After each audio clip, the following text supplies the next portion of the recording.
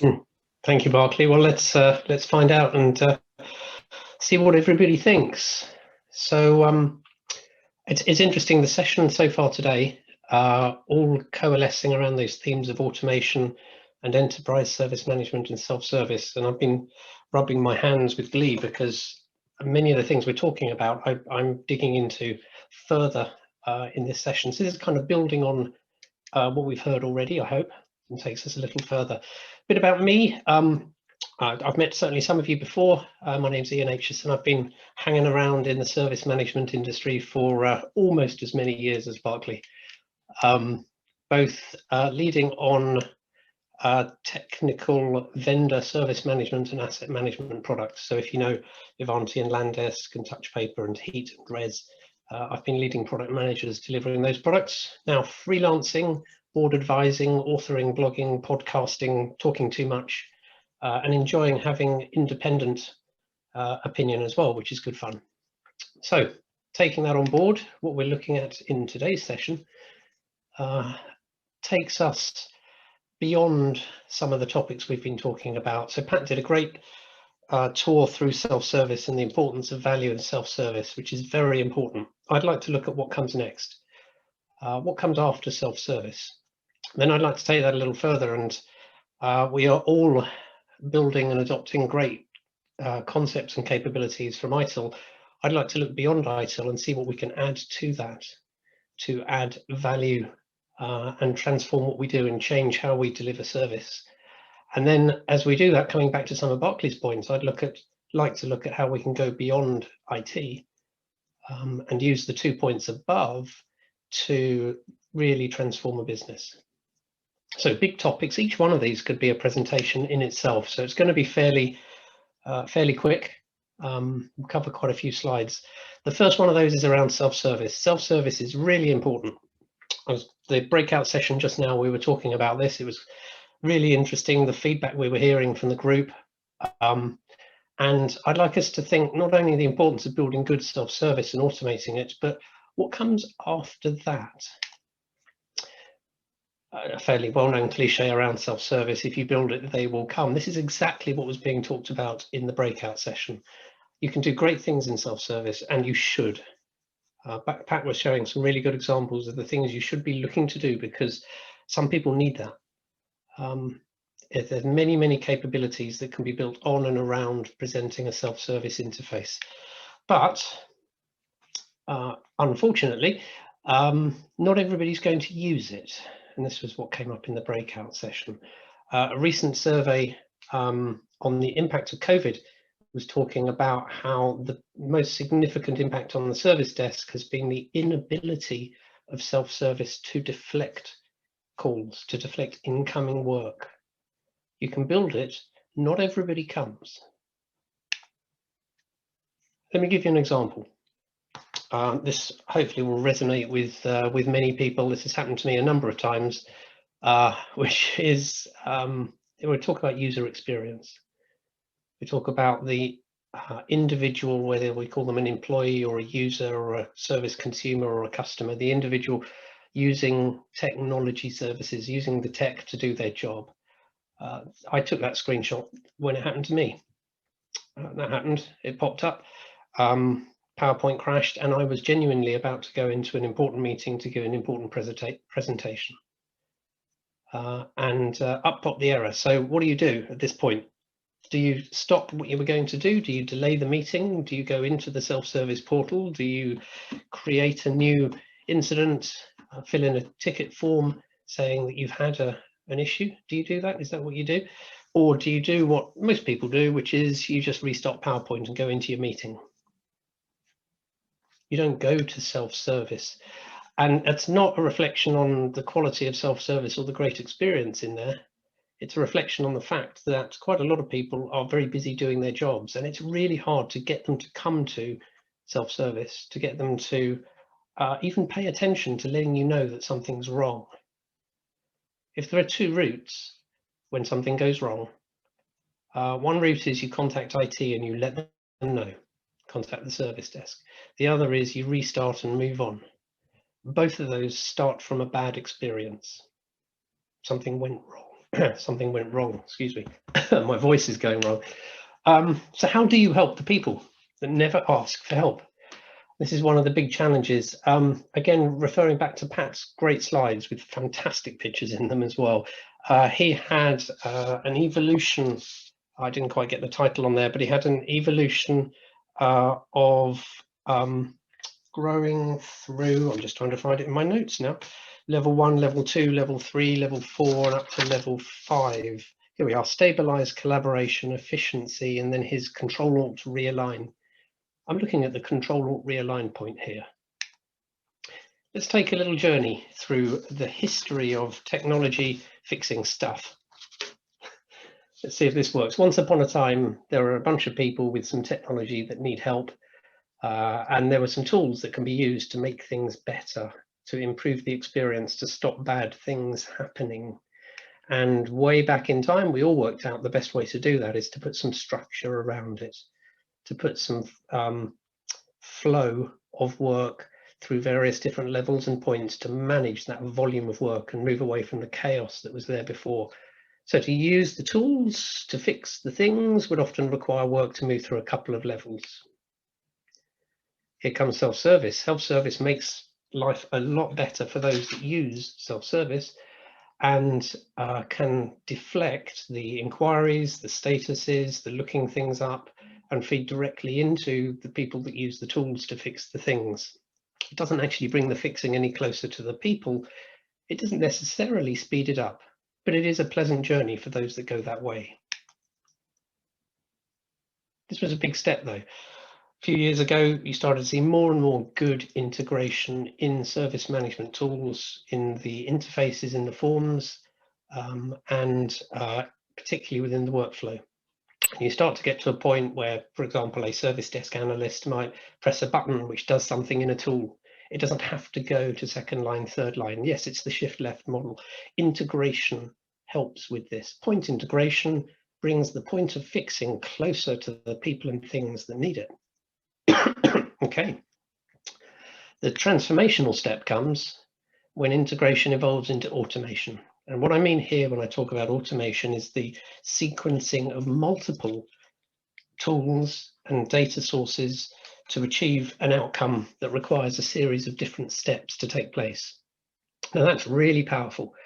And that's where you get some of the spectacular behavior. We were talking in a breakout session just now about IT teams automating a whole series of code activities and code work, even within their organization. So it gets very powerful. Notice it doesn't bring it much closer to the people and things that need the help unless you plug it in through self-service. So now if you take that route of plugging it to the service, then you are bringing the solution closer. You're putting the fix in the hands of the people that come to self-service, not in the hands of people that don't. But the next evolution of automation, and this is Pat's Control-Alt-Realign point, I think, certainly looking as well as and beyond self-service, is to automation that reaches right out and is in contact with the people and the things and is detecting. And this is the next evolution we're seeing with automation. It's not just the back end, it's also the front end of the relationship. You don't remove any of the previous fix points, any of the previous value points, but what you start to bring is a vastly improved experience, something that may fix an issue, but also something that, quite importantly, may pass back information about something it's detected and corrected back to the service team. So you remember my little true story, remember my story about an application crashing and I can't be bothered to go to self-service because I've got more important things to do. Well, imagine this. Imagine if the IT department contacted me and said, we noticed and actually we fixed it, it shouldn't happen anymore. If it does happen, we'll do something else, but we think we fixed it. And by the way, would you like some new equipment? It looks like your asset's out of date and so on. As an experience for me as an individual, that is vastly different to having an error and having to go to self-service, or having an error and having to contact the IT service desk through any channel, or having an error and just rebooting and moving on and having it again tomorrow and tomorrow. It's about the experience of the individual in their relationship with technology. So focusing on that and focusing on the best value is a really important part of this. We'll come on to how we do that in the next session, next section of this. But first, a little quote from our friends at Gartner on the left. By 2025, 90% of global enterprises will have automation architects. Hopefully that message is coming through well in this session today. If you're not investing intellectually and financially in that area, you probably should plan to do so. Because as I say on the right there, automation is your biggest opportunity for positive change to value and experience. But here's the challenge. It takes work. It takes a different mindset. There was talk about this in the earlier sessions also, about how to approach this. Technology is still, in these sorts of journeys, is still a collection of building blocks, Lego bricks. Not all those Lego bricks come from one vendor. They all work slightly differently, and every business is different. So it's very hard to find a perfect pre-built cookie cutter solution on this, and you shouldn't look for that, I would say. You in service management, you are at the center of the relationship between technology, the needs of the business, and the experience of people using that technology for the business. You're at that pivotal point, so discovering the best value services and solutions and technologies is something I think uniquely only service management professionals are positioned to do. So how do you do it? That takes us to point number 2. How do you do that? How do you build high value IT services differently and introduce an experience-centric approach to service management? Well, let's take a look. Here's some words. Focus on outcomes, value, take small incremental steps, think about the user experience. I imagine ITSMF session, I imagine most of you will be looking at that going, yeah, it sounds a bit like ITIL 4. Sounds familiar. It's not ITIL 4, and yet it is. It's not, and yes it is, because these are industry terms that are wider than just what we're seeing increasingly talked about with ITIL. I love the ITIL 4 principles, by the way. I always have done. I think these are great. They're really good. Here are some other principles. They look really similar, really similar. These are from product management. It's about an industry that is focusing on discovering the best value solutions for the customers of the things that they build and serve to their customers in any form. And that's really my main point here. As we look at building high value services and new ways of working, we need to also consider and adopt some of the practices that other industries use to build high value experience-centric solutions. ITSM is moving towards what I refer to as modern product management. Do you remember this diagram? You are here in the center of the diagram. Guess what? That's a product management diagram. I took it from a slide about product management. The managing of services as a product with a product mindset means you can adopt the practices that exist in addition to all the good stuff with ITIL and all the other approaches. You can also adopt product management practices and benefit from a experience-centric and high-value outcome-based approach to building the services, products that you deliver. So modern experience-centric service management needs a modern experience-centric set of product management practices and techniques in addition to what we have already. Things like, for your services, maybe for each one, or certainly the primary ones, do they have a vision? Do you have a strategy? What are the principles for that service? Do you have goals and themes for your roadmap for that service? How do you measure progress? Do you have a backlog? Are you managing sustainment of that service? In fact, building new services, whether, and we're quite focused here about fixing things and serving things and resolving things and delivering things, but even just the technology that's enabling people to work. How do you discover the right technology? Sometimes it's a salesperson knocking on the door telling you a really good story about what their really good technology will do. Sometimes you need to sit down with your customers, users, consumers, sit down with the people that use the technology that you provide and listen to them and watch how they work and come up with a hypothesis and a proposition of what would make their work a better experience, what would make them more effective. And I won't go through all the terms on here, but these are the sort of concepts that exist in modern product management, which I think absolutely fit directly in with modern service management and going beyond where we are now, even down to data and telemetry and capturing data that feeds decision making and marketing and communicating and contact. All of these things are proven and established. These concepts I'm talking about are based from some practices built out by organizations like Google and Adobe. They seem to know what they're doing. I suggest we consider looking at some of their techniques and methods and consider whether they can enhance how we deliver value to customers of IT service products. A little bit of recommended reading on this if you're interested. Much of what I talked about comes from the Silicon Valley Product Group. I've been quite close with some of this work, and one thing I took away from it immediately is they don't know it. They're talking about service management as well. It doesn't say it, but it just resonates throughout. I would also recommend, if you're looking at books and you're looking at good fun reading, take a look at Measure What Matters, talking about adopting product and tech management principles that may not yet be within some of our guidelines like ITIL. This talks about the objectives and key results, OKRs model, which absolutely fits into service management. You can take a look on my little blog if you like. You find lots of words and pictures around this topic and others on there. And we're starting increasingly to see the same message coming up over and over again. This was just a couple of weeks ago, DevOps.com, talking about why your next CIO will be a CPO, a Chief Product Officer.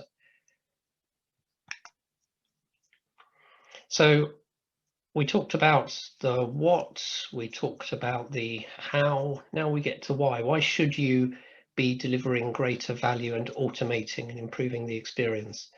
And this comes back to Barclay's starting points and the sort of underlying theme we keep referring to through this around enterprise service management. There are different definitions of ESM. I've got one, I haven't put it up there, but there are different definitions, but I'd like to describe the relationship here between IT service management and digital transformation. And this is just one perspective, and I'm sure the chat stream is filling up with people saying, that's not quite how I see it. That's okay, that's fine. But what I would say is it all starts here with the people that have the workflow and the automation and the ability to structure work that gets done. And increasingly, we now see that, of course, and it has been for many years, adopted beyond just IT. So I see ESM as the superset. It includes IT service management as the deepest, widest area of expertise, but of course, service management gets used in other parts of a business, and it gets used to change the way that people work, to improve the way that people work, to improve how they interact with different parts of their business, how they deliver value, how they manage work. If you change the way that people work, you're changing the way that operations run. You're changing the method of work that's done. And there's a reason to change the method of work. If you're transforming operationally how individuals work, you should be aligning that with achieving strategically where the business is trying to get to. And these days, many businesses are trying to get off bricks and mortar, and they're trying to digitally transform and accelerate their growth. And that's a big strategic move, and you can achieve that by aligning people's work with supporting that goal. And you achieve that by introducing service management principles into every part of a business. And it all starts with IT service management. In fact, you could draw a little journey path. You could even say, you start with IT service management first, and all of us here on this call, you'll be very comfortable there, and many have it used outside of IT. And that usually starts with IT, going to other organizations in their business, other departments, and promoting the benefits of the technology and the practices that you've got already. That's a very natural progress that we're seeing a lot already. However, once you introduce a strategic transformational goal where the business is trying to get to, what you're able to do is to return to that, and it starts to be driven not only by IT, but it starts to be driven across the rest of the business. Expansion of ESM with a purpose. And that purpose, of course, is to change the way that everybody works, because we have to, because we're getting to this destination.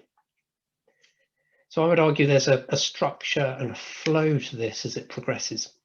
And then we come back to the first point, to automation. And Pat referenced this a little bit, and in some ways it's fairly, I think it's fairly obvious, but it's useful to talk it through a little bit as well.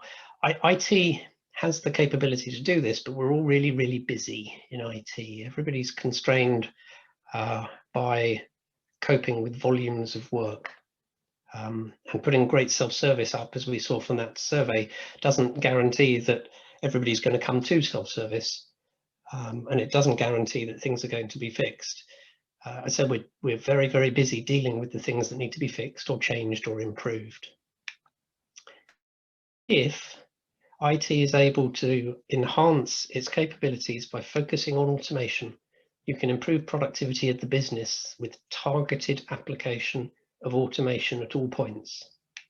That frees up some of your capacity to revisit the rest of the business, which is struggling to get what it needs, and start to offer service improvement as a service to other departments. In other words, continuing that encouragement of ESM as something that starts with IT, but spreads beyond and across the whole business. And that's what lifts other departments' abilities to work. That's how you improve their efficiency and their effectiveness and the way that they work. So we covered a lot on that session. I'm also, looks like I'm going to be finishing just a few minutes early, so we might have a bit of extra breakout time on this one. I'm giving advance warning to Barclay there. We covered a lot. I covered the importance of self-service, but you must look beyond as well. Look ahead of self-service and try and engage with the people that don't go to self-service and don't contact you at all. Try and engage with the people that don't contact IT. Their experiences are the most important. How do you identify their experiences? Adopt some of the practices of modern product management for service management, and sit with people and build strategy and vision and roadmap and execution plans using the terms and techniques and methods that are already proven to deliver valuable experience-centric solutions. And then that means, as you introduce those, you start to strengthen the relationship, you start to free resources, and you can start to drive digital transformation by changing the way that people work, by introducing service management in all parts across a business. Okay, that's it for me. I hope that made sense. I'm sorry I'm finishing about 4 minutes early, but hopefully that's all clear. I'm going to hand back to Ian. Barclay. Yeah, really good. Thank you.